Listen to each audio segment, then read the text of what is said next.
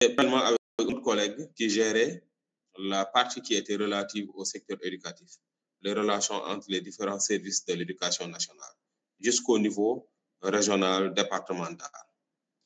Alors, quand on m'a demandé de faire ce cours en Master 2, j'ai dit à Marbout que c'est un cours qui peut avoir déjà été fait par des auditeurs du certificat d'administration scolaire qui devraient certainement, dont certains devraient être en master. Je serais tombé dans les redites en diffusant le même support. Je me suis dit que, bon, quand même, j'ai affaire à des auditeurs qui sont au niveau master et qui sont des responsables dans le secteur éducatif ou qui aspirent à devenir des gestionnaires publics. Certains sont déjà proviseurs, d'autres censeurs. Certains ont déjà des responsabilités, exercent déjà des responsabilités administratives scolaires. D'autres envisagent de les exercer au niveau de l'inspection, au niveau ministériel ou même dans un autre secteur qui ne serait pas l'éducation.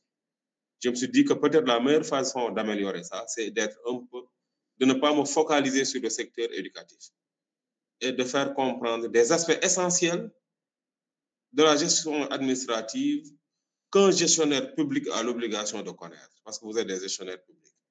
C'est quoi? C'est la notion de service public, c'est la notion de politique publique et comment on élabore une politique publique économique, comment le service public fonctionne, quelles sont les défaillances, quelles sont les structures qui aident l'État à accomplir sa mission de service public. Voilà vraiment le choix que j'ai fait. Ce choix peut être arbitraire, ça je vous le dis. Peut être arbitraire et ne pourrait pas vous convenir. Je comprendrai. Mais je suis là pour faire des propositions. Et au cas où l'orientation que je donne à ce cours ne vous conviendrait pas, vous pourriez me dire, comme ça, je vais changer de cap. Donc, voilà les motivations qui sous-tendent les choix que j'ai faits pour ce cours-là. Et j'expliquerai davantage pourquoi j'ai fait ce choix. Alors, bon, dans le cadre de la présentation, je pense qu'il était prévu que vous vous présentiez. Bon, ce n'est pas les objectifs généraux que je me fixe. Ils sont au nombre de 2. À la fin du module, vous devez comprendre les principes et les mécanismes du service public à travers les enjeux de sa diversité organisationnelle. Donc, on a 3 principes, 3 éléments. Quels sont les principes du service public? On va les voir. Quels sont les mécanismes du service public? C'est-à-dire comment il fonctionne et les enjeux de sa diversité organisationnelle. C'est-à-dire quels sont les acteurs, quels sont les enjeux qui sont relatifs à la multiplicité des acteurs qui exercent des missions de service public. Parce qu'on verra qu'il n'y a pas que l'État qui l'exerce, il y a des démembrements de l'État et même il y a des privés qui peuvent exercer des missions de service public. Ce que j'ai résumé par le concept de diversité organisationnelle. Deuxième objectif, les problèmes et les dysfonctionnements, donc comprendre les problèmes et les dysfonctionnements du service public dans le secteur éducatif. C'est un objectif complémentaire. Quels sont les problèmes du service public dans le secteur, les dysfonctionnements, etc. Donc, c'est un deuxième objectif pour un peu contextualiser le cours au secteur dans lequel vous êtes. En termes d'objectifs opérationnels, je me propose de vous faire atteindre ces compétences, d'installer ces compétences, comme disent les psychopédagogues, mettre en œuvre, que vous soyez capable de mettre en œuvre les principes et les mécanismes de fonctionnement du service public à travers les enjeux de sa diversité organisationnelle. Donc, c'est l'objectif général qui a été converti ici. Deuxième objectif, que vous puissiez être capable d'analyser et résoudre les problèmes ainsi que le dysfonctionnement du service public, notamment dans le domaine de l'éducation. Dans l'accomplissement des missions de service public, on a beaucoup de problèmes, beaucoup de difficultés, beaucoup de défaillances, beaucoup de failles. Il faut parvenir à les résoudre, ces problèmes, failles, insuffisances, etc. Il faut d'abord les comprendre et pouvoir les résoudre. Quand je dis pouvoir les résoudre, c'est pas à vous. Peut-être que vous puissiez, il se peut que vous puissiez exercer des responsabilités qui vous permettent d'agir directement. Ou alors que vous soyez, si vous voulez, des conseils, des conseillers, que vous occupiez des postes qui vous permettent de faire des propositions, d'élaborer des rapports, par exemple, sur le dysfonctionnement d'un service public et des rapports assortis de recommandations qui montrent que vous maîtrisiez l'objet et que vous êtes capable de faire des propositions pertinentes, voire percutantes, pour remédier à une insuffisance ou à des difficultés d'une mission de service public. Troisièmement, objectif subsidiaire également, renforcer votre culture en matière de gestion publique, à la fois administrative, économique et éducative. Voilà. Et je me dis que, bon, certains d'entre vous ne sont pas des juristes. Moi non plus, je ne suis pas un juriste, hein, et je vous avertis, ce cours qu'on fait, il n'est pas un cours de droit. Il n'est pas un cours de droit, c'est un cours de gestion administrative. La gestion administrative incorpore, ou bien comporte, englobe, j'allais dire, toutes les fonctions de l'administration. Fonctions finance, gestion matérielle, logistique, législative, réglementaire, etc., etc. Donc, on ne va pas faire du juridisme, hein? J'en suis incapable d'ailleurs, dès lors que je ne suis pas un juriste. On ne va pas faire du juridisme, mais on ne va pas considérer que c'est un domaine réservé aux juristes, comme certains juristes ont tendance à nous le faire croire. Certains juristes ont tendance à nous faire croire que certains domaines sont du domaine du droit et que ce seraient eux seuls qui seraient habilités à en parler. Non, c'est ouvert à tout le monde. Le domaine du droit, c'est un domaine ouvert à tout le monde, mais on a des limites. Moi, j'ai des limites que je ne franchis pas en matière de droit. Vous voyez, ce sont eux les spécialistes. Il y a certaines questions qui leur sont obligatoirement déférées pour qu'on ait des réponses justes, des réponses opératoires qui permettent de distinguer certains éléments des autres, etc. Mais nous ne sommes pas là pour faire du juridisme. Donc, certains d'entre vous ne sont pas des juristes et aspirent à exercer des responsabilités administratives dans la haute fonction publique. Parfois par le biais de nomination directe, de cooptation, parfois par la voie de concours administratifs. Et lors de ces concours administratifs, on teste souvent leur culture en matière de gestion administrative, leur culture générale en matière de droit public, en matière de droit économique, en matière de droit budgétaire, etc., etc. C'est la raison pour laquelle dans le cours, vous allez voir du droit constitutionnel qu'on va effleurer, du droit administratif, du droit public administratif qu'on va effleurer, du droit économique, du droit budgétaire. Quand on parle d'austérité budgétaire, on sera dans le domaine du droit économique, des politiques publiques économiques.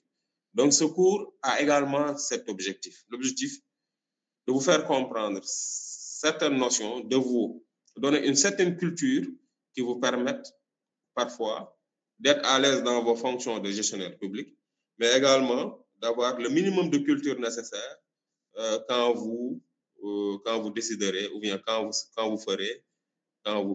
vous déciderez de faire certains concours administratifs, notamment l'ENA. Alors, le plan du cours, ce serait en 3 séances. Bon, j'ai mis 3 séances, mais j'allais mettre 3 parties. Hein. Les séances sont les chats que nous faisons. Hein. Mais c'est une impropriété. Bon, je vais changer. Hein. Vous pouvez changer vous également dans votre support. Je vais mettre première partie au lieu de séance. Une première partie dans laquelle on va voir les organes du service public et les mécanismes du PPP, des PPP. Les PPP, comme vous les connaissez, sont les partenariats publics-privés. Parce que les partenariats publics-privés sont une aide à l'accomplissement de la mission de service public. On le verra. Donc, à la place de séance, je vais mettre partie. Comme ça, si je dis qu'aujourd'hui, on a terminé la séance, on ne pourra pas dire à l'inverse que la partie est terminée. Donc, première partie, organes du service public et mécanismes des partenariats publics-privés. Deuxième partie, on va voir les politiques publiques, la typologie des politiques publiques. Quels sont les différents les différents types de politiques publiques qui existent et qu'est-ce qui les caractérise chacune, chaque politique publique. Donc, les éléments constitutifs de chaque politique publique. Troisième partie, on va voir les politiques publiques économiques. Autant que faire se peut, on va rattacher ce que nous allons dire au secteur de l'éducation. Alors, dans la première partie, ce que nous allons voir, c'est ceci. Dans les organes du service public et les mécanismes du service public, des PPP, on va procéder d'abord à la définition de service public par le biais de tuto, comme j'avais dit. Quelles sont les institutions du Sénégal? Qu'appelle-t-on établissement public du Sénégal? Les entreprises publiques et les agences. Tout ceci, ce sont ce qu'on appelle des organismes publics. Quand on dit organisme public, ça englobe l'État et ses démembrements. Au-delà des ministères, il y a des établissements publics comme l'université, les entreprises publiques comme la Sénélec, etc., la Poste, etc. Les agences, elles sont très nombreuses, qu'on appelle en France les opérateurs. Tout ça sont rassemblés sous le nom d'organismes publics. Alors, j'ai introduit un élément que j'ai appelé vers la mutation des écoles en établissements publics. Pourquoi? Je vous dirai pourquoi. J'ai introduit ce concept. Je ne l'ai pas développé, mais je vais essayer de vous donner quelques éléments. Et au besoin, on va intégrer cet aspect dans le cours. Une première étude de cas dans laquelle on pourra voir la problématique de la gestion des entreprises publiques. Il y a des organismes publics qui souffrent de plus en plus de mauvaise gestion ou bien de difficultés dans leur gestion. Quelle en est la problématique et comment y remédier? Ce n'est pas parce que vous êtes des profs d'anglais, des profs d'espagnol, des profs de maths, des profs de... etc., d'autres disciplines qu'on enseigne au lycée et au collège, que vous ne devez pas être capable d'appréhender la problématique de la gestion des entreprises publiques et même de proposer des solutions, quelle que soit l'épaisseur de ces solutions. On ne vous demande pas d'être des spécialistes, mais de pouvoir comprendre une problématique publique et de faire des propositions globalement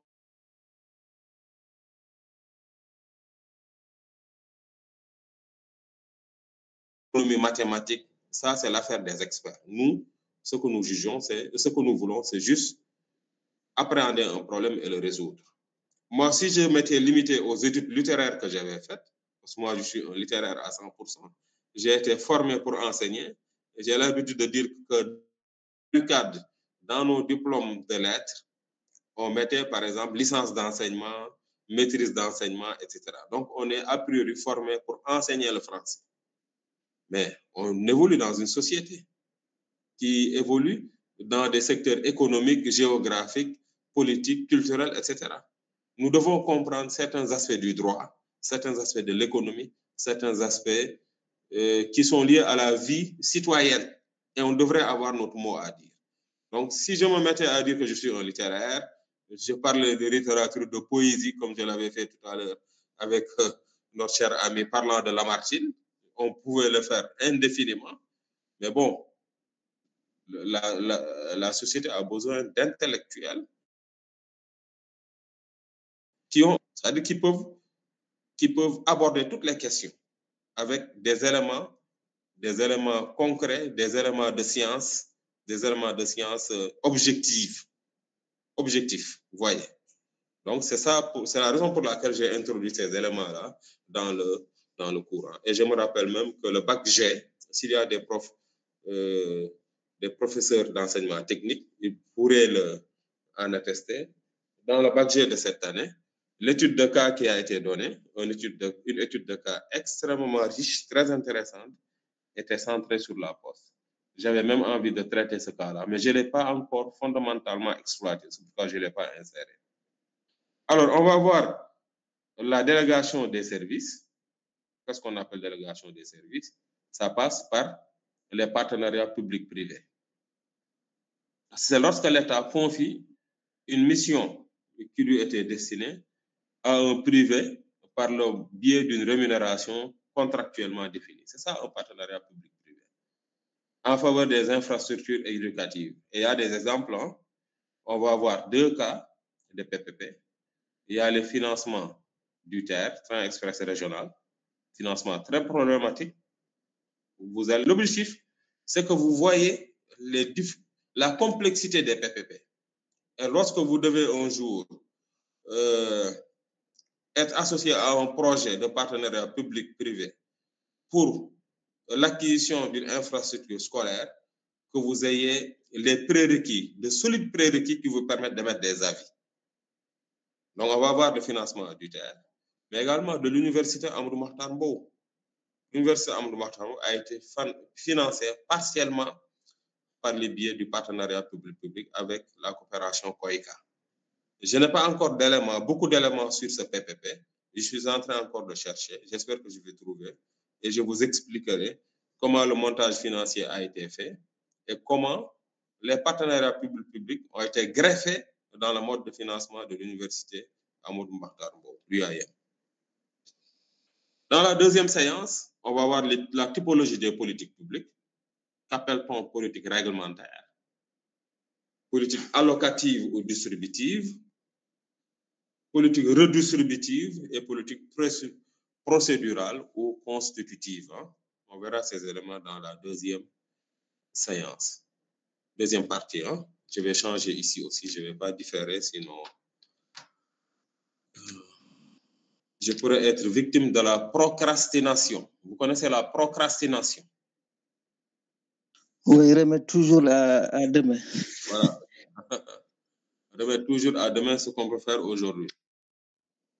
Voilà, donc faisons-le tout de suite. Moi, je suis un spécialiste de la procrastination parfois. Il faut que j'y remédie. Et la meilleure manière d'y remédier, c'est de faire immédiatement ce qu'on doit faire. Voilà, troisième partie. Dans la troisième partie, politique publique économique. Politique publique économique. Qu'est-ce qu'une politique conjoncturelle ou politique structurelle? Quels sont les instruments de politique économique? Quand vous entendez des inspecteurs du Trésor ou bien des fonctionnaires du ministère des Finances, ils peuvent parler de politique conjoncturelle structurelle, d'instruments de politique économique. Vous devez être capable de comprendre ce qu'ils disent et même parfois d'apporter un avis critique sur ce qu'ils disent. Autre politique publique qui existe, et quelles sont les politiques publiques économiques en faveur de l'éducation? Quelle politique publique économique devrait-on retenir en faveur de l'éducation? Et dans ce cas, j'ai introduit une troisième étude de cas qui est très actuelle. Je n'ai pas encore d'éléments pour cette étude de cas, mais je trouverai. C'est-à-dire, pour moi, la question est comment on devrait profiter de nos ressources pétrolières et gazières pour disposer d'un meilleur secteur éducatif, de meilleures infrastructures éducatives. Donc, de donner plus de poids à ce qui est appelé en France les ministères sociaux. En France, quand on parle de ministères sociaux, c'est le ministère de la Santé, c'est le ministère du Travail, c'est le ministère de l'Éducation nationale, principalement, ces trois ministères qu'on appelle ministères sociaux. Il faut que les ministères sociaux, qui ne produisent pas de richesse, mais qui assurent des fonctions éminemment sociales, il faut que ces ministères-là puissent avoir beaucoup de ressources pour fonctionner. Parce que l'état de santé d'une population se mesure par le biais de ces ministères. Le travail, il faut qu'il y ait des emplois. Il faut que les gens soient bien soignés, des hôpitaux corrects. Il faut qu'ils soient bien éduqués, le secteur éducatif. Mais nous, ce qui nous intéresse, c'est de voir comment maintenant profiter des ressources pétrolières pour avoir vraiment un secteur éducatif à la dimension du Sénégal, à la dimension du statut que le Sénégal réclame, que le Sénégal essaie de vendre au niveau international. Voici les ressources documentaires. Première capsule de 5 minutes. C'est deux volets, où on va voir des services publics, mais également les différences entre un service public administratif, SPA et SPIC, ou EPA et EPIC. c'est la même chose. Deuxième capsule, quels sont les organes du service public? Et quelle est l'organisation administrative? Comment l'organisation administrative est faite et structurée au Sénégal? Troisième capsule de 10 minutes, c'est plus long, les contrats de partenariat, mais ce sont les PPP également. Mais quelles sont les formes de PPP? Et quand on arrivera à son point, je vous dirai comment les PPP ont évolué au Sénégal. Ils ont été introduits au Sénégal en 2004 par le biais d'une loi qu'on appelle loi CET, contrat d'exploitation, transfert, etc. L'environnement a évolué en 2014 par le biais d'une autre loi qu'on appelle loi des contrats de partenariat, modifiée en 2015. Et en 2021, toutes ces lois ont été abrogées et le Sénégal a connu une nouvelle loi. C'est la loi 2021-23, si je ne m'abuse, du 2 mars 2021, liée au contrat de partenariat public-privé. Ça, c'est tout à fait récent et qui introduit beaucoup de nouveautés, énormément de nouveautés et de pragmatisme et de simplification des procédures. Vous voyez, quand on abordera cette question, vous allez voir que c'est extrêmement important. Je vous le dis, moi, en 2018, juste après ma réussite au concours de l'ENA, quand je m'apprêtais à aller en France pour faire la formation à l'ENA, j'avais fait le concours de la Cour des comptes, concours de magistrat de la Cour des comptes. Une épreuve qu'on nous avait donnée, parmi les deux épreuves d'admissibilité, était relative au contrat de partenariat. Donc, c'était, je crois, l'introduction des partenariats publics-privés dans le secteur public, ce qu'on nous avait donné. Pour vous dire que c'est extrêmement important que vous ayez ces éléments, on ne sait jamais, c'est à la mode. L'État y recourt, l'État y fait recours tout le temps. Il se peut que dans différents concours administratifs, qu'on vous demande à dire quelque chose sur le contrat de partenariat. Bon, pour la petite histoire, j'étais admissible au concours de magistrat de la Cour des comptes en 2018, mais j'étais complètement troublé par le départ en France. Je venais également de me marier. Il y avait beaucoup de choses qui ne savaient pas que je n'avais pas la lucidité nécessaire pour être définitivement admis. Donc, je n'ai pas pu être admis.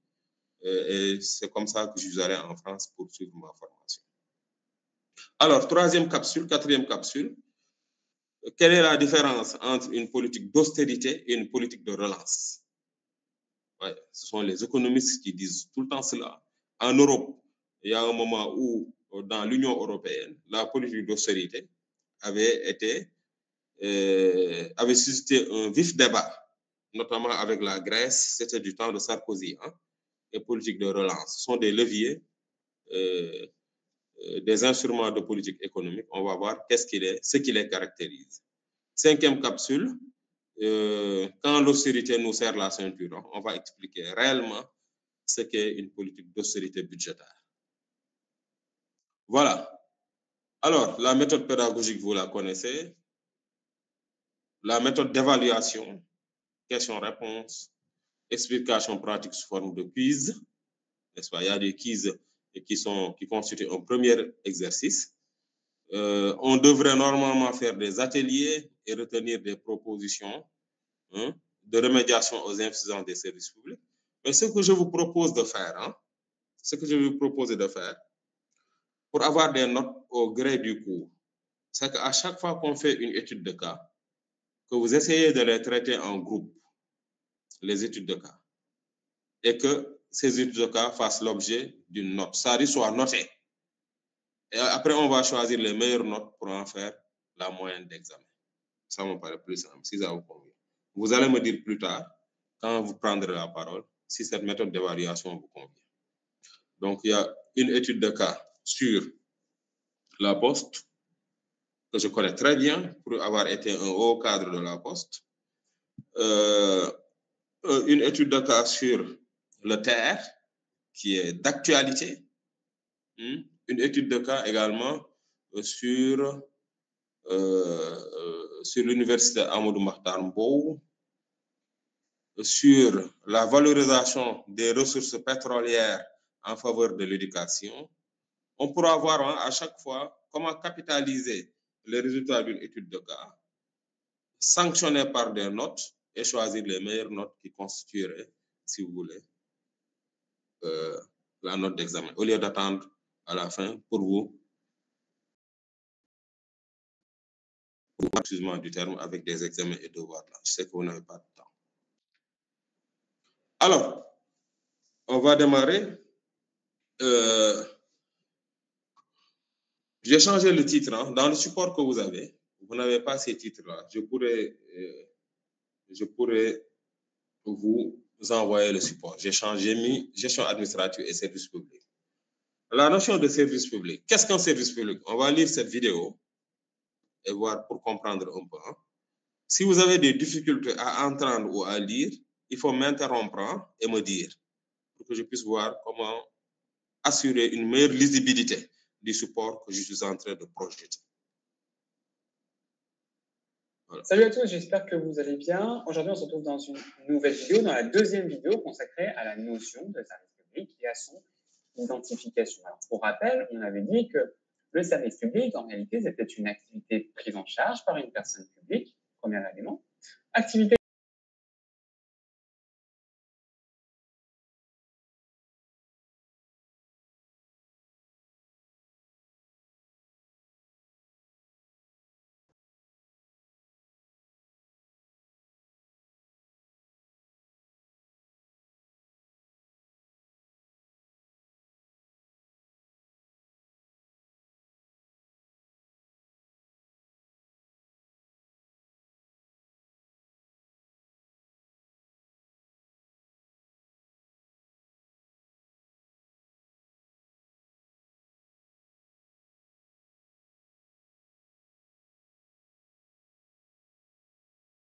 par une personne publique d'une activité présume de son caractère de service public. Autrement dit, une personne publique exerçant une activité sera regardée comme, par principe, étant une activité de service public. L'enseignement, par exemple, c'est une activité qui est principalement gérée par une personne publique. Par exemple, l'école élémentaire est gérée par la commune, les collèges par les départements, le lycée par les régions. Attention toutefois, attention cependant, puisque cette vision a évolué. Une personne privée peut exercer une mission de service public. Une personne privée peut se voir un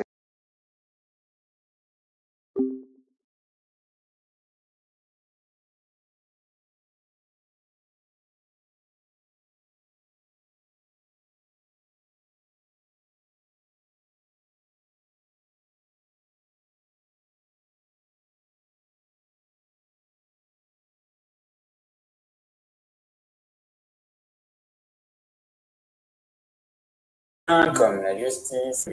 Cela dit, pour un service public géré par une personne privée, une personne publique n'est en réalité jamais bien loin, puisque le service public en question a généralement fait l'objet d'une délégation de service public, une DSP, et cette DSP, c'est un contrat administratif par lequel une personne publique délègue un service public à une personne privée. Ça, c'était l'élément organique. Maintenant, le critère fonctionnel. Eh bien, le critère fonctionnel renvoie au but poursuivi par l'administration. Puisque le but poursuivi pour un service public, c'est bien évidemment l'intérêt général. Et encore une fois, la notion d'intérêt général n'est pas facile à définir. Bon, alors l'intérêt général est caractérisé lorsqu'un besoin de la population se fait sentir et qu'en réalité, face à ce besoin, il y ait une absence ou une carence de l'initiative privée. Mais cette définition est relativement imprécise et c'est pourquoi le juge estime qu'une présomption d'intérêt général est établie en ce qui concerne l'activité d'une personne publique. Ça veut dire quoi? Ça veut dire que lorsqu'une personne publique exerce une activité, eh bien, cette activité sera présumée, sera de principe, par principe, une activité d'intérêt général. Alors, pour une personne privée, pour savoir si elle est investie dans une mission de service public, eh bien, il faut que l'activité soit dotée d'un intérêt général caractérisé. Là, il ne sera pas présumé, il sera caractérisé. Par exemple, si l'activité concourt au développement social, au développement culturel, ou encore au développement touristique, par exemple les piscines, les fédérations sportives, les théâtres. Alors, est-ce que les transports en commun, c'est une mission d'intérêt général? Eh bien, oui, évidemment. puisque, par exemple, cela permet de déplacer la population. Enfin, troisième critère, troisième élément, l'élément matériel. Eh bien, l'élément matériel, ça fait référence au régime exorbitant du droit commun. Le droit commun, c'est le droit privé. Et si le régime juridique applicable à l'activité en question est donc dérogatoire au droit privé, eh bien, alors il y a de fortes chances que cette activité soit une activité de service public. Cela se justifie par le second élément constitutif du service public. En effet, le but d'intérêt général poursuivi empêche que ces activités soient soumises aux mêmes règles que les activités des personnes privées. La conséquence serait alors que tout le régime découlant de ce service public serait exorbitant en droit commun, donc de droit public. Par exemple, on aurait des agents de service public assujettis au droit de la fonction publique, les biens du service public seraient dans le domaine public, les contrats administratifs, la responsabilité administrative. Mais, toutefois, une décision du tribunal des conflits vient tempérer cela. La décision Société commerciale de l'Ouest africain, rendue en 1921, plus connue sous le nom de BAC des Loca, et à cette décision, en fait, elle vient affirmer que toute une catégorie de services publics, ceux qu'on appelle les services publics industriels et commerciaux, les SPIC, on oppose au SPA, services publics administratifs, eh bien, toute une catégorie de services publics est soumise à un régime juridique de droit privé. Voilà les amigos, j'en ai terminé pour cette vidéo. J'espère qu'elle vous a plu, j'espère qu'elle vous a été utile. Surtout, si c'est le cas, n'oubliez pas de me lâcher un gros pouce bleu. N'oubliez pas non plus de me mettre un commentaire et surtout de vous abonner à la chaîne. J'espère qu'on se revoit très bientôt. Allez, ciao, bye.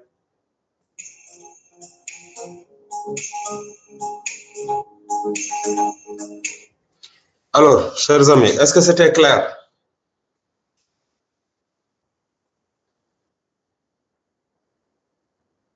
Vous m'entendez? Est-ce que c'était clair pour vous?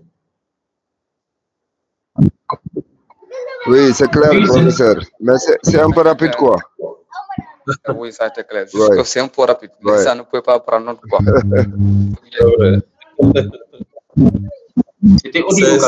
C'est déjà essentiel. Hein? Bon, il y a des possibilités de ralentir un peu. Hein? Normalement, je n'y ai pas travaillé, hein? Mais si j'y avais travaillé plus tôt, si j'en étais conscient plus tôt, je pourrais un peu ralentir. Hein? Mais de toute façon, vous avez les capsules. Je les ai envoyées à Cannes qui devrait normalement les partager avec vous. Donc, vous les avez déjà.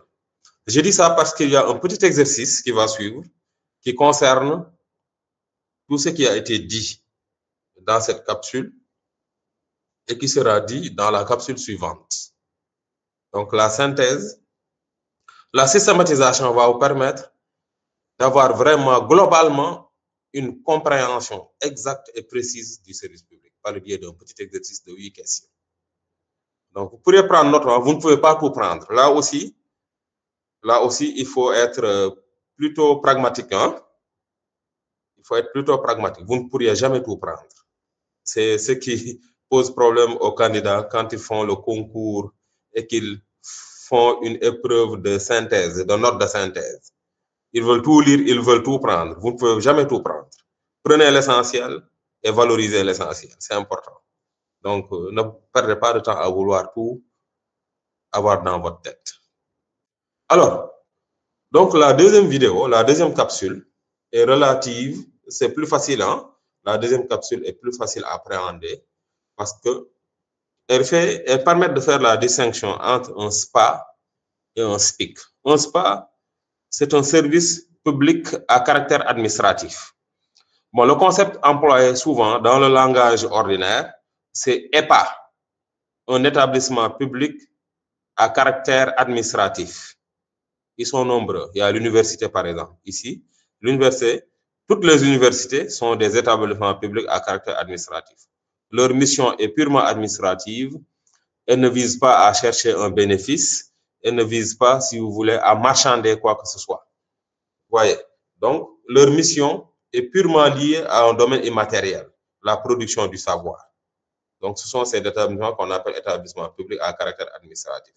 C'est différent des EPIC ou SPIC. SPIC, c'est service public à caractère industriel et commercial.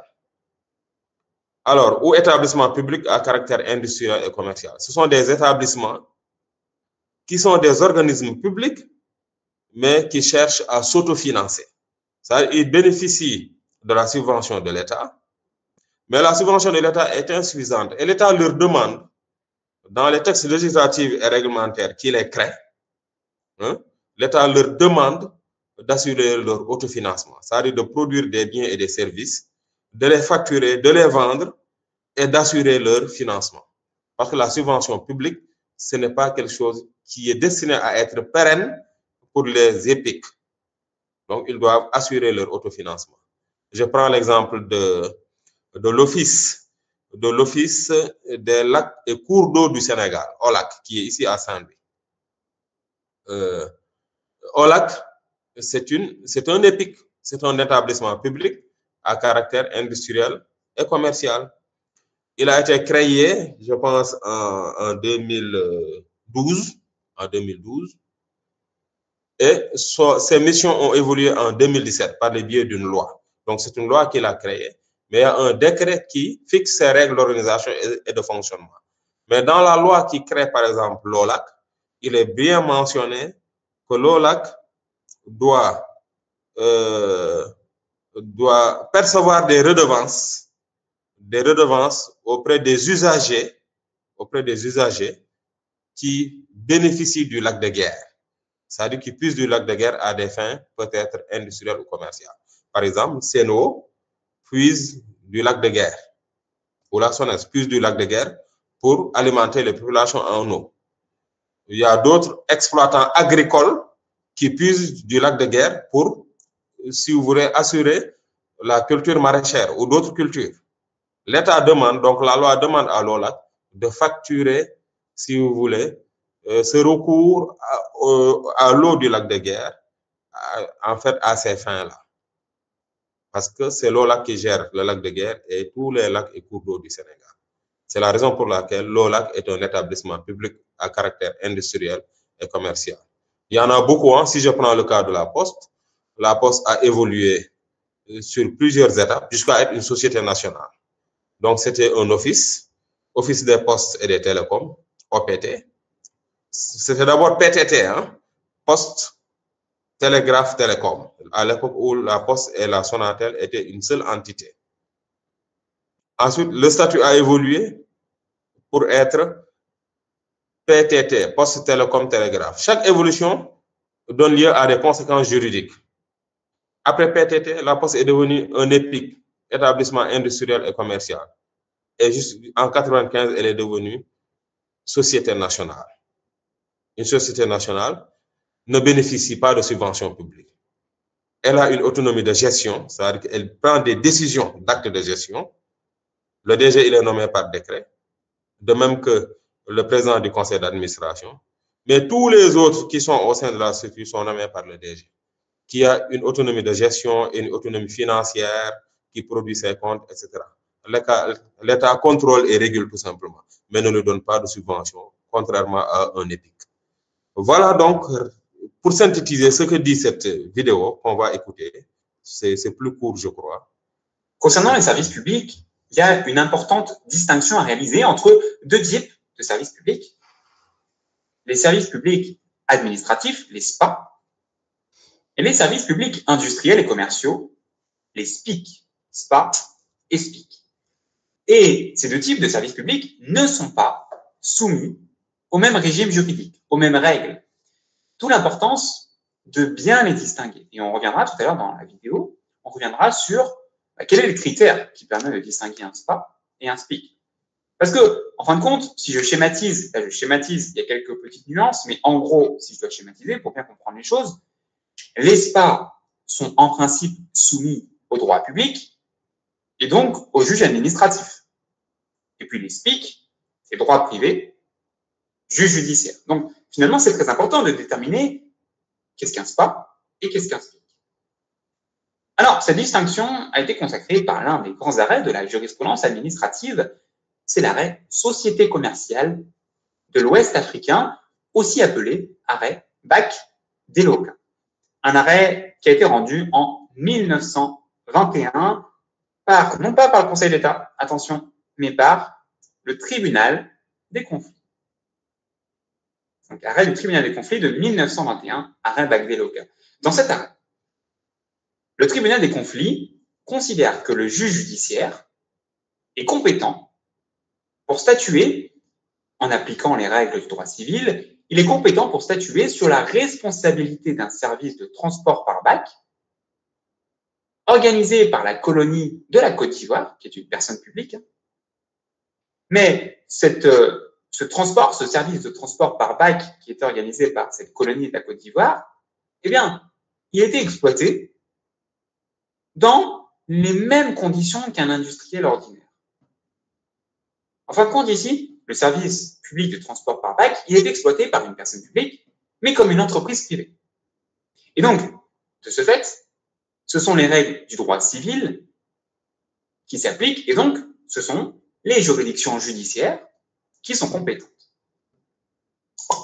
Alors, comment distingue-t-on les SPA et les SPIC? Pour distinguer SPA et SPIC, il faut rechercher.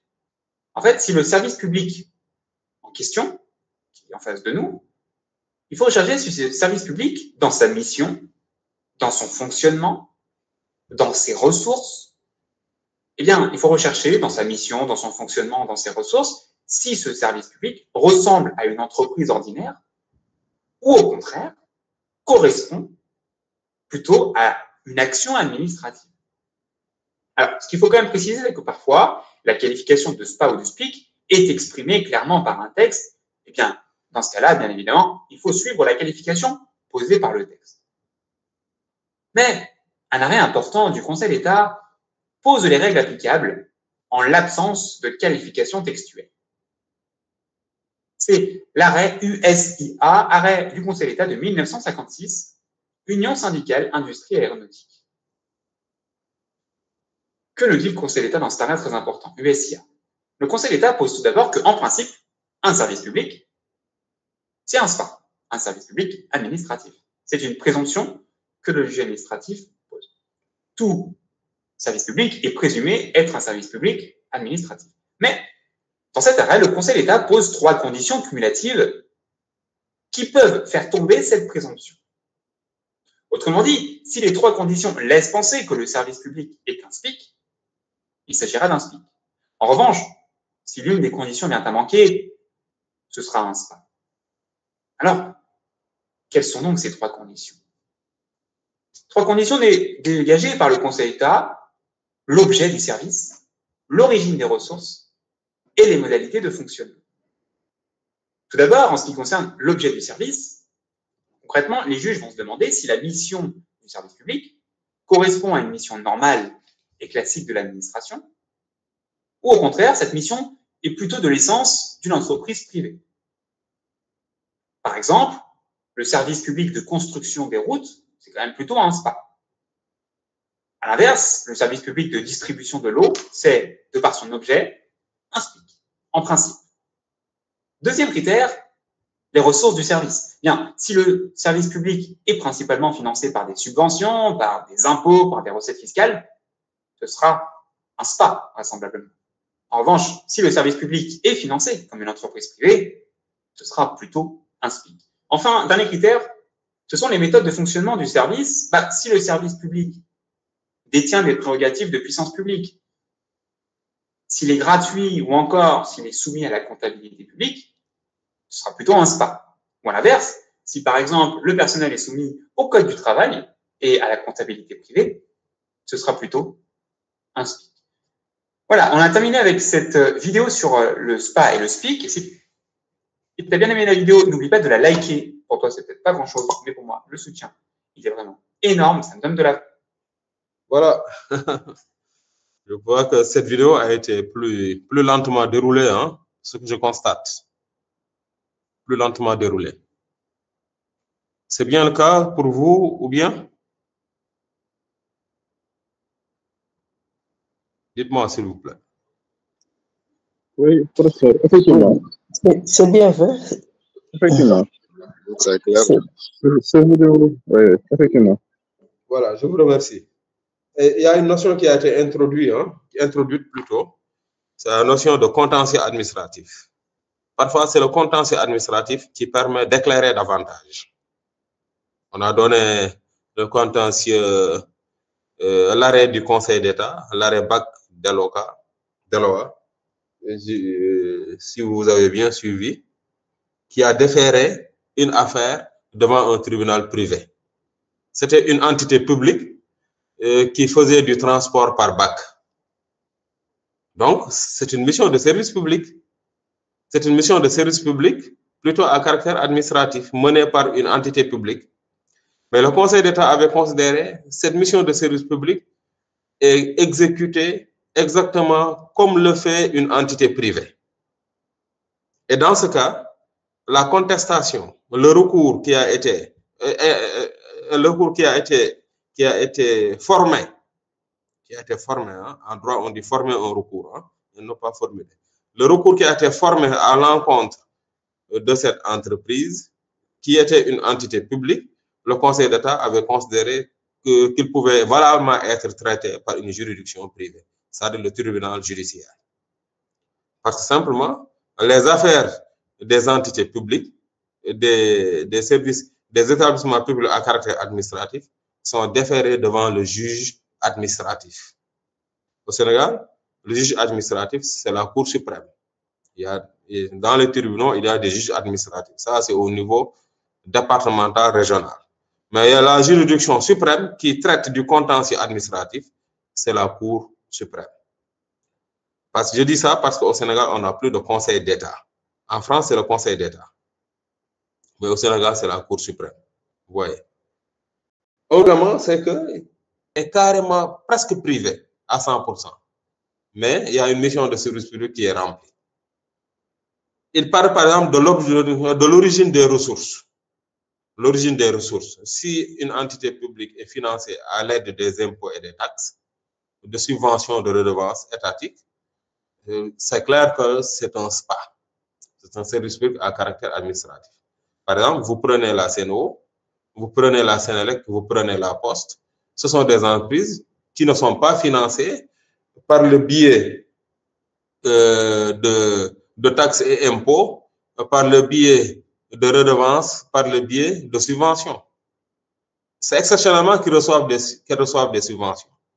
Ce sont des sociétés nationales. Donc, leur statut est même plus loin que le statut d'un EPIC, d'un établissement public industriel et commercial. Mais si vous prenez les autres, l'université par exemple, qui reçoit chaque année de l'État 13 milliards, qui sont encore insuffisants, elle dépend fondamentalement des ressources de l'État. C'est un SPA. Indubitablement, c'est un SPA. Même si la subvention tarde à être versée, la structure connaît des problèmes de fonctionnement. C'est le cas de tous les SPA, des agences, des établissements publics, OFOR, des offices, OFOR, OLAC, ONAS, etc., etc. Et même les écoles, qui sont des établissements publics. Si vous ne recevez pas les subventions de l'État, qui passent par certains moyens que vous connaissez, par certaines voies que vous connaissez, vous ne fonctionnerez pas, vos écoles ne fonctionneraient pas. Vos écoles sont des établissements publics à caractère administratif. Ils devraient l'être, hein, ils ne le sont pas, mais ils devraient l'être. C'est pourquoi j'ai introduit ce point. On parle également de leur modalité de fonctionnement. Par exemple, il dit que si ces établissements sont soumis à la comptabilité publique, ils sont des SPA. Il y a la comptabilité publique, il y a la comptabilité privée. Par exemple, ici à l'université, on a recours à la comptabilité publique. Nous fonctionnons sous l'empire du régime financier, d'un régime financier qu'on appelle régime financier applicable aux universités. Et ce régime financier découle des règles de la comptabilité publique fixées par un décret. Il y a un décret de 1960 qui a évolué, hein, qui a été modifié, qui a subi plusieurs modifications, dont la dernière est en 2020, juste avant, en avril 2020, durant la période de la COVID.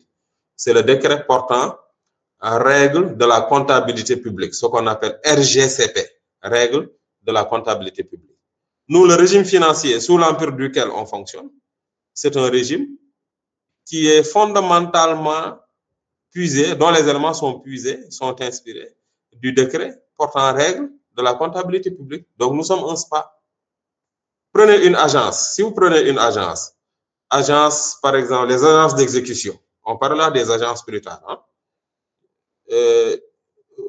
Une agence reçoit de la subvention de l'État, mais crée des ressources, a des produits, etc. Mais les agences sont soumises aux règles de la comptabilité privée.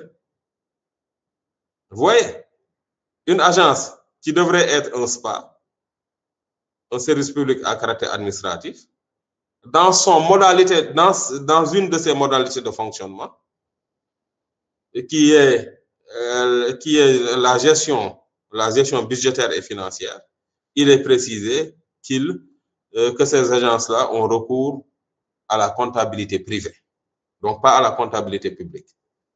C'est la raison pour laquelle, dès le début de la vidéo, le monsieur avait précisé que s'il y a des textes clairs qui disent ceci ou cela, il faut se référer à ces textes. Donc, il y a des textes réglementaires qui donnent aux agences le statut de service public à caractère administratif. Ces mêmes textes demandent que ces SPA utilisent non pas la comptabilité publique, mais la comptabilité privée. Et d'ailleurs, je vais vous le dire, aujourd'hui, la tendance pour l'État est d'intégrer dans sa gestion budgétaire et financière la comptabilité privée. Il y a également une vaste réforme qui est envisagée depuis longtemps, hein, une vaste réforme qui vise à intégrer dans le secteur public la comptabilité patrimoniale. La comptabilité patrimoniale, c'est la comptabilité privée. C'est différent de la comptabilité publique. Par exemple, nous, dans notre comptabilité, c'est une comptabilité d'engagement. C'est-à-dire que moi, la comptabilité que je fais dans mon service, dans mon UFR, c'est une comptabilité qui retrace uniquement les actes budgétaires, les engagements que nous faisons, et après, on fait un compte administratif. Mais il n'apparaît pas dans ma comptabilité le patrimoine de mon UFR. Le bureau dans lequel je suis a des matières, c'est un patrimoine. Ces éléments devraient être intégrés dans la comptabilité. Vous voyez, tout ce que nous utilisons comme matériel, ça nous appartient. Ça devait être valorisé dans la comptabilité. Mais ça ne l'est pas parce que la comptabilité publique n'intègre pas le domaine patrimonial. Et aujourd'hui, l'État veut corriger en intégrant dans sa comptabilité publique la comptabilité privée, ce qu'on appelle la comptabilité patrimoniale, qui reflète le plus clairement possible la situation des avoirs, la situation de l'avoir de l'État, la situation réelle de l'entité publique. Ouais. Donc, c'est assez complexe, mais il faut toujours se référer au texte qui crée l'organisme. Le texte qui crée l'organisme lui donne parfois le statut d'établissement public à caractère administratif, mais dans ses modalités de fonctionnement, lui donne des attributions d'un SPIC. Ouais. Donc, il faut être très subtil dans les définitions, dans l'identification d'un SPA ou d'un SPIC. Voilà. Alors, les organes du service public, troisième vidéo. On va voir cette troisième vidéo.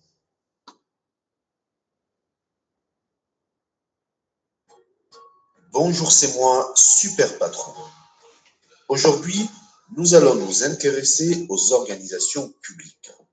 Mais qu'est-ce qu'une organisation publique? Une organisation publique est une entité dont l'État possède le contrôle. Elle produit des services publics pour satisfaire l'intérêt général dans divers domaines comme la santé, la sécurité, l'éducation, la justice, l'administration, la culture, les transports et bien d'autres. Un service public est une activité d'intérêt général, prise en charge par l'État ou par une entité privée sous le contrôle de l'État. Le principe public répond à 3 principes. Tout d'abord, le principe d'égalité. Chaque citoyen a accès au service public sans distinction d'origine, de sexe, de classe sociale, et la qualité du service rendu est le même pour tous. Deuxième principe, le principe de la continuité. Le service public fonctionne sans interruption. Troisième principe, le principe d'adaptabilité. Le service public doit évoluer au gré des mutations sociétales. Il doit suivre les besoins des usagers et les évolutions techniques. Par exemple, la demande de documents officiels sur Internet. Ces services sont rendus gratuitement ou quasi gratuitement. Les services publics sont donc des services publics non marchands.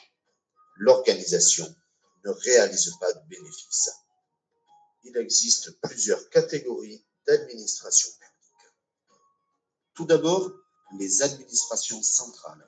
L'État et la plupart de ses ministères assurent principalement les fonctions régaliennes comme la police, l'armée, la justice.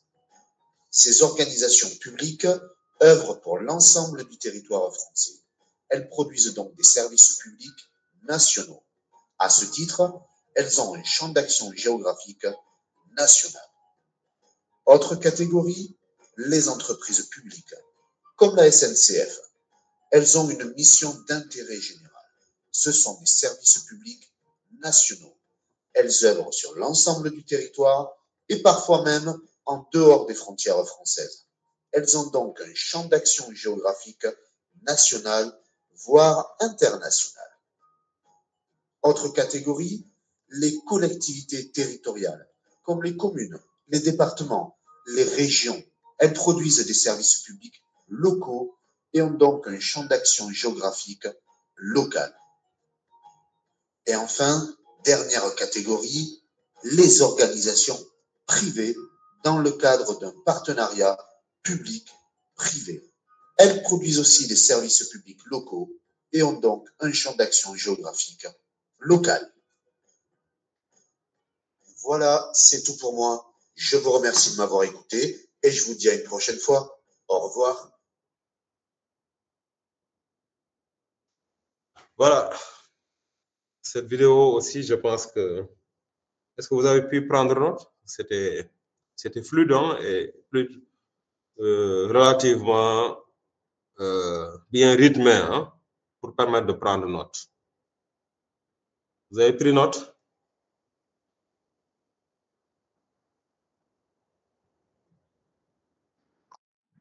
Oui, oui, effectivement, nous allons essayer de prendre note. On a pris quelques notes. C'est bien, c'est l'essentiel. Alors, pour faire la synthèse, moi je retiens quelques éléments que vous devez retenir. C'est extrêmement important.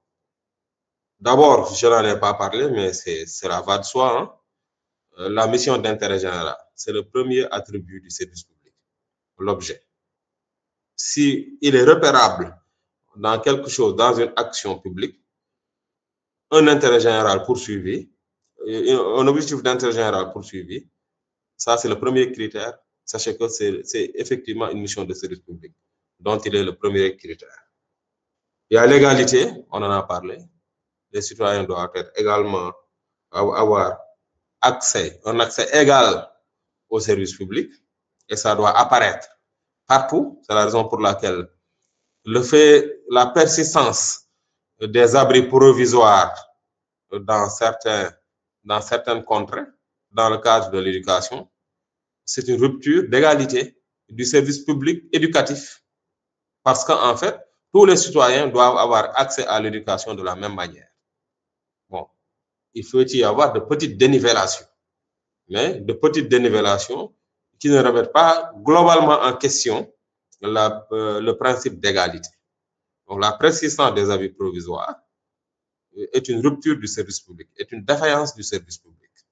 Ça traduit une non-égalité d'accès, n'est-ce pas, au service public éducatif. Il y a la continuité. Le service public est toujours continu, quel que soit le problème, quelle que soit la difficulté, on doit l'assurer. On doit assurer le service public. C'est la raison pour laquelle, quand il y a certains mouvements de grève ici à l'université, il y a une loi qu'on appelle la loi relative à la responsabilité, à la liberté et aux franchises universitaires. C'est une loi de 1994. Une loi relative aux libertés et aux franchises universitaires. Cette loi dit, quand il y a des grèves et que si vous voulez, il y a certains étudiants qui veulent, avec un enseignant, continuer leur cours, continuer de faire cours. Aucun gréviste ne doit les empêcher de continuer de faire cours. Et les étudiants qui entravent le déroulement des enseignements, les étudiants qui entravent le déroulement des enseignements pour motif de grève, à l'encontre d'autres étudiants qui voulaient suivre les cours, ces étudiants-là sont susceptibles d'être traduits devant le conseil de discipline. Ils peuvent être renvoyés parce que simplement, ils pratiquent des actions qui visent à interrompre le déroulement d'un service public. Ici, c'est le service public de l'enseignement supérieur. Donc, ils font une entrave au principe de continuité du service public. Et cela, tous ceux qui sont les auteurs, tous les auteurs d'interruption d'une continuité, d'une action de continuité du service public sont susceptibles d'être attraits devant les juridictions compétentes. D'abord, devant le conseil de discipline, dans le cadre d'une procédure disciplinaire, mais ensuite devant les juridictions judiciaires. C'est-à-dire qu'on peut même les traduire devant la justice et les condamner. Je parle d'une condamnation pénale. Donc, l'exercice d'un pouvoir disciplinaire, parallèlement à l'exercice, si vous voulez, d'une procédure pénale à l'encontre de ces auteurs-là, parce qu'ils entravent la continuité du service public. Aujourd'hui, même s'il y a intempérie, même s'il y a une intempérie qui fait tomber des poteaux électriques et qui déleste une partie du territoire, par exemple, tout Saint-Louis Nord, ou bien toute la partie qui est abritée par l'université, le village de Sanar et les autres villages qui sont dans les environs sont délestés parce que des poteaux électriques sont tombés. Les structures chargées de distribuer l'électricité doivent mobiliser tous leurs services pour effectivement assurer la continuité de la fourniture d'électricité dans ces zones-là. Parce qu'effectivement, une intempérie a provoqué une discontinuité du service public électrique. Donc, ils doivent y remédier pour que le principe de continuité du service public soit respecté. Troisième élément, on a parlé d'adaptabilité. Le service public n'est pas figé, n'est pas, si vous voulez, immobile, il doit être adaptable, il doit évoluer en fonction des besoins des citoyens. Par exemple, aujourd'hui, on parle de digitalisation des services, Le fait, par exemple, quand vous avez besoin d'un papier à la mairie, que vous n'avez pas besoin de vous déplacer, que vous avez accès à une plateforme numérique dans laquelle vous pouvez exprimer une demande d'un papier de ceci ou de cela. Le fait que, par exemple, quand je veux m'acquitter de mes devoirs fiscaux, quand je dois payer mes impôts, etc., que je n'ai pas besoin de me déplacer, qu'il y ait des outils qui me permettent, en tout cas par le biais d'outils numériques, par le biais d'outils digitaux, de m'acquitter de certaines redevances fiscales. Ça, c'est l'adaptabilité du service public. Et au Sénégal, on fait des efforts, mais il y a encore beaucoup d'efforts à faire. Beaucoup d'autres efforts à faire. On devrait payer, par exemple, beaucoup de services par le biais de cartes bancaires en ligne, etc. Aujourd'hui, les transports évoluent quand même. Quand vous prenez le ticket Dakar Demdik ou Sénégal Demdik, il vous est possible de régler le paiement du ticket par le biais du mobile money, par Wave, Orange Money, etc. Mais on doit intégrer la carte bancaire parce qu'il y a certains qui ne font de paiement qu'avec leur carte bancaire. Donc, l'adaptabilité aujourd'hui laisse encore à désirer. C'est bien, mais laisse encore à désirer. Donc, c'est trois critères. Égalité, continuité, adaptabilité. Il y a le critère également de gratuité ou quasi-gratuité. Quasi-gratuité. Quasi-gratuité. Si un service public est tarifé, c'est parce que ce tarif ne laisse pas dégager une marge bénéficiaire. En général, c'est un tarif déficitaire. Je donne un exemple. Lorsque vous êtes à Sédhiou et que vous voulez écrire à un ami qui est à Dakar et que vous affranchissez la lettre par la poste, vous payez 200 francs, je crois. Les 200 francs que vous payez sont bien en deçà des coûts réels des coûts réels d'acheminement de cette lettre. La Poste a développé une comptabilité analytique. Une comptabilité analytique, c'est une comptabilité qui permet de connaître les coûts réels. Par exemple, moi, si je suis en train de dispenser ce cours, on me paye pour ce cours. Mais on devrait, avant de me payer, identifier les coûts auxquels donne lieu ce cours-là. Je suis là, j'utilise une machine. J'utilise un bureau. Je mets en marche l'électricité ou bien la climatisation, etc., etc. Donc, on devrait pouvoir repérer tous ces éléments-là et leur affecter des coûts. Par exemple, quel est le coût de ce cours dans l'utilisation de mon ordinateur? Le fait de m'asseoir dans un fauteuil, le fait de m'asseoir dans un fauteuil de bureau pour faire mon cours a un coût parce que ce fauteuil a été acquis et le fait de m'asseoir sur ce fauteuil-là, dans ce fauteuil-là, participe de l'amortissement de ce fauteuil-là. Donc, il y a une usure courante qui est constatée à la faveur de l'utilisation de ce fauteuil durant mon cours. On devrait pouvoir le calculer. Donc, si on calcule tout ça, on aura un coût réel pour ce cours-là. Le fait de dispenser ce cours, qu'est-ce que ça a coûté? C'est ce qu'on appelle la comptabilité analytique. Donc, quand la Poste a fait une comptabilité analytique, elle a vu nettement que les coûts d'acheminement d'une lettre de Sédhiou à Dakar excédaient bien 200 francs. J'y reviendrai dans les prochaines étapes pour vous expliquer. C'est ce qu'on appelle, le service public, il est déficitaire. Il est déficitaire par nature. Donc, il est gratuit ou quasi gratuit et il est le plus souvent déficitaire. On va voir maintenant comment l'État fait pour un peu compenser ce déficit. Alors, pour les organes qui accomplissent les missions de service, je vais vous donner la parole tout de suite. Les organes qui accomplissent les missions de service public, il y a les administrations centrales, on en a parlé tout à l'heure, police, gendarmerie, etc. Les entreprises publiques, les collectivités locales et les organisations privées. Hein.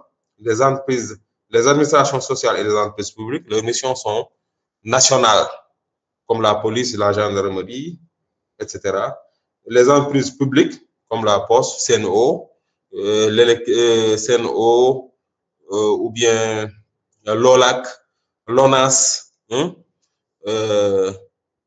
la Sénélec, leurs missions sont des missions nationales. Ce sont des entreprises publiques dont les missions s'exercent sur l'ensemble du territoire national et parfois même au-delà du territoire national, on l'a dit.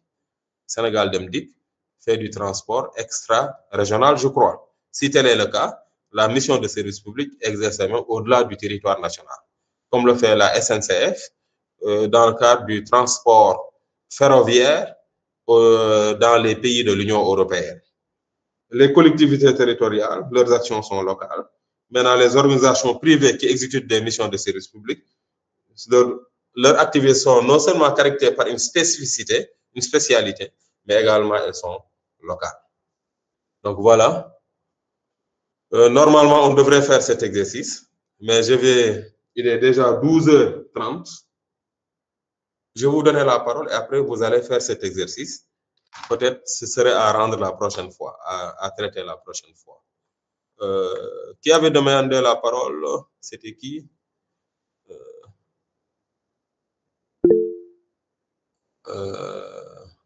Balde, allez-y, Balde.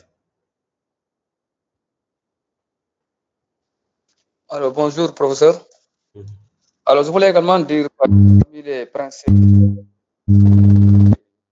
la République, également la neutralité. Le principe de la neutralité. Comment? Le principe de la neutralité. Exactement. Merci beaucoup. Allez-y, développez.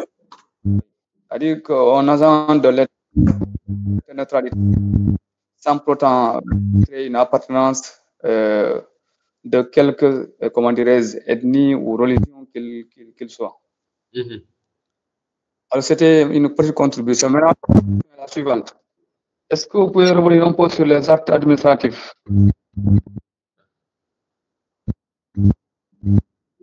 Vous parlez de quel acte administratif? Apparemment, vous avez des problèmes avec...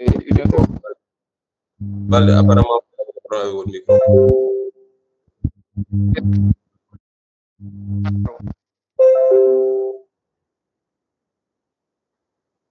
Balde.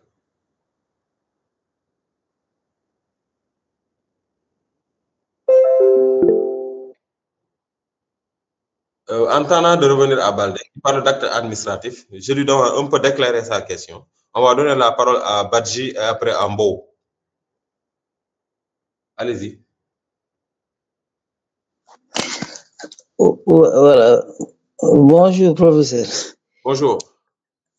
À propos des contentieux administratifs, Ouais. est-il nécessaire comment encore, d'avoir ou bien de consulter les arrêts de la jurisprudence administrative sénégalaise ou?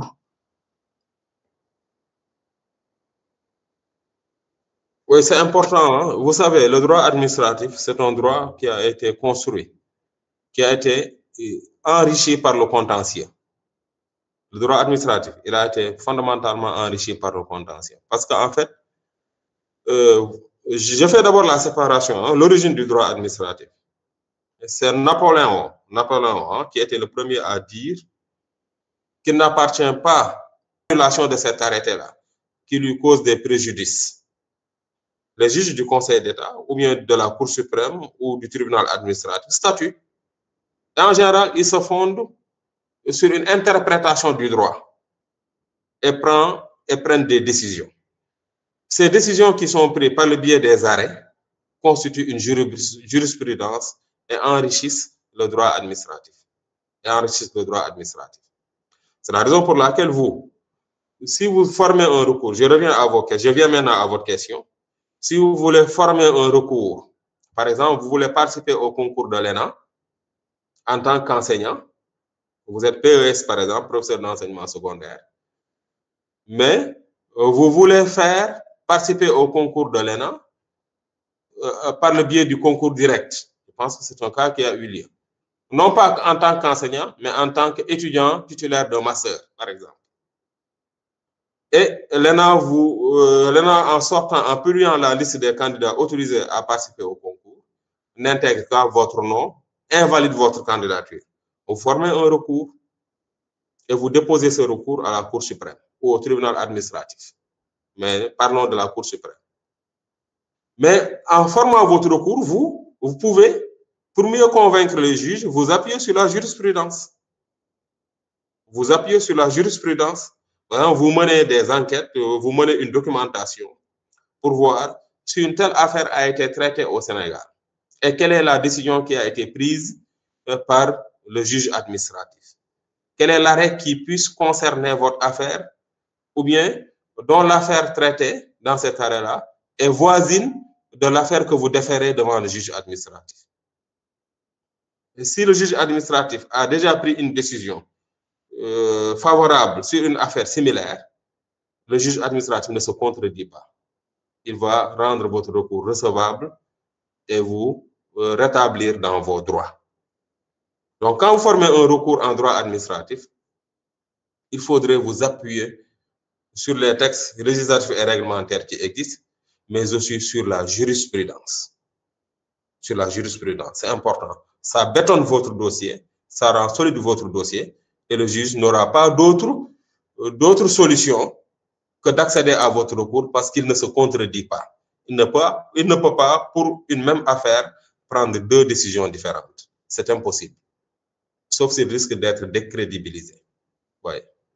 Donc, la jurisprudence est riche. Et parfois, si vous ne trouvez pas dans le droit administratif sénégalais une jurisprudence voisine de votre affaire, cherchez dans la jurisprudence africaine. Il se peut que vous trouviez. Si vous trouvez, mettez-le dans votre recours. Si vous ne trouvez pas dans la jurisprudence africaine, cherchez dans la jurisprudence française, parce que notre droit est inspiré du droit français. Si vous trouvez un arrêt du Conseil d'État français qui avait déjà délibéré sur votre affaire, ça vous donne beaucoup de force de persuasion. Vous pourriez mieux convaincre le juge sur le caractère valable de votre recours. Donc, moralité, la jurisprudence est extrêmement importante dans le cadre d'un recours. Essayez de retrouver tous les actes de jurisprudence, ou l'essentiel des actes de jurisprudence, aux voisins de votre affaire ces actes-là et utilisez-le en termes d'argumentaire pour mieux convaincre le juge, qui ne peut pas se dédire. Voilà, bon, voilà, mais c'est pas grave. La parole, c'est Ndour, hein? Allez-y, Ndour. Bonjour, professeur. Bonjour, chers collègues. Je pense que le cours est vraiment riche et intéressant.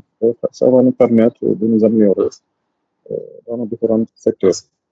Moi, je voudrais poser le problème donc, des hôpitaux. Les hôpitaux, est-ce qu'on peut les mettre dans le groupe des SPA? Ou bien, parce qu'au niveau de l'hôpital, il y a une subvention. Au niveau des hôpitaux, dans le cadre de la santé, il y a des subventions de l'État. En même temps, il y a l'aspect commercial. Donc, entre guillemets, quoi, avec l'achat des tickets, les scanners, les radios, etc. Donc, on le met dans quel groupe? Les hôpitaux. On le met dans le cadre des EPIC. Ça dépend du texte qui les a créés. J'avoue que je n'ai jamais lu un texte qui est lié à la création d'un hôpital. Mais a priori, au regard de la spécificité des services proposés et du mode de tarification, ce sont des EPIC, hein? Établissements publics hospitaliers, mais ils sont à caractère industriel et commercial. Parce qu'ils vendent du service, hein, et ils visent à s'autofinancer. Hein. Voilà.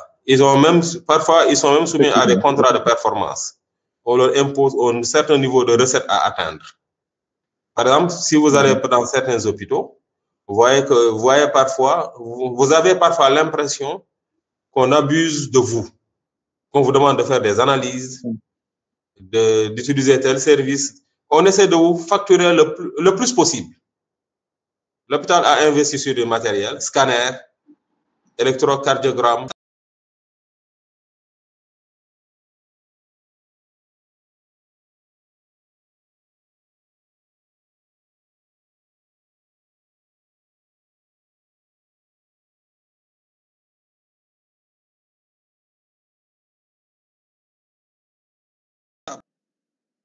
Parfois, c'est un peu cher. Parfois, on s'étonne de la cherté de certaines analyses dans des hôpitaux publics. Au-delà de la mission de service public, il y a évidemment un but commercial qu'il vise à atteindre. Ça, c'est indéniable. Mais ils sont soumis au droit public. Ils sont vraiment soumis au droit public. Ce sont des EPIC, hein, les hôpitaux, établissements publics hospitaliers. Si vous allez en France, c'est poussé à l'extrême. En France, l'objectif de performance des hôpitaux est divisé au sein d'un même hôpital. Par exemple, il y a une concurrence, une émulation qui est entretenue au sein même d'un hôpital, dans les différents services. Par exemple, on fixe des objectifs au service cardiologie, objectifs de recettes journalières, ou hebdomadaires ou mensuelles. Service, par exemple, de médecine générale, service de gynécologie, service de trauma, etc., etc. Donc, à chaque service, on fixe un objectif. À chaque spécialité, on fixe un objectif. Et ceux qui sont dans ces spécialités-là, au-delà de la fonction principale, qui est la fonction médicale, ils ont des ingénieurs financiers. Ils sont des gens qui pratiquent l'ingénierie financière, des comptables, des gens qui sont obsédés par la facturation. Parce que eux, au-delà même de la mission médicale, ils visent à équilibrer les comptes. Ils cherchent des recettes pour un peu atténuer le déficit provoqué par l'insuffisance de la subvention de l'État. Les hôpitaux sont en général sous-financés. Donc, il faut combler par des recettes. Vous voyez? Donc, en général, il y a un contrat de performance ou bien un contrat d'objectif que le directeur de l'hôpital signe avec les différents services internes en fait, de l'hôpital. Parce que le directeur de cet hôpital-là a signé également un contrat d'objectif avec le ministère des Finances, avec le ministre des Finances. Donc, chacun met la pression sur l'autre. Et l'ultime personne qui subit cette pression, c'est le malade, à qui on facture, sur qui on exerce une pression en matière de facturation. Vous voyez? Donc, eu égard à la nature du service, on considère que c'est un EPIC, sauf s'il y a un texte réglementaire, par exemple le décret créant tel hôpital, qui dit que c'est un EPA. Si le décret le dit, c'est un EPA. Si le texte le dit, c'est un EPA. Mais il peut être un EPA mais qui fonctionne comme un EPIC. Voilà, en guise de réponse. Ok, merci, c'est clair. Je vous en prie. Alors, chers amis, il est 13h48. On a largement dépassé le temps. Je vous propose de traiter cet exercice. L'exercice qui est là. Vous le voyez, hein, c'est une vérification, hein, c'est une vérification de votre compréhension de la notion de service public. C'est 8 questions. Hein. D'accord, merci. Est-ce que vous, selon vous, vous pouvez le faire et qu'on le note? Oui, merci. Oui, Hein? oui. Ouais, moi aussi, je le proposerai. Hein. Je proposerai que vous le fassiez et qu'on le note, hein, pour capitaliser un peu. D'accord. Voilà. Faites-le par groupe et envoyez-moi. On va choisir un autre jour pour le prochain cours. Vous pensez à quel jour?